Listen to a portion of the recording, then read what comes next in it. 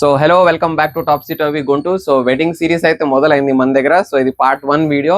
వచ్చే 2-3 మంత్స్ అయితే ఫుల్ గా వెడ్డింగ్స్ ఉన్నాయి. మీ ఇంట్లో కానీ మీ ఫ్రెండ్స్ ఇంట్లో వెడ్డింగ్స్ ఉంటే మీరు ఈ రీల్స్ ని సేవ్ చేసుకోండి, ప్లస్ మీ ఫ్రెండ్స్ అండ్ ఫ్యామిలీతో షేర్ చేయండి అండ్ మా పేజ్ ని ఫాలో చేయండి.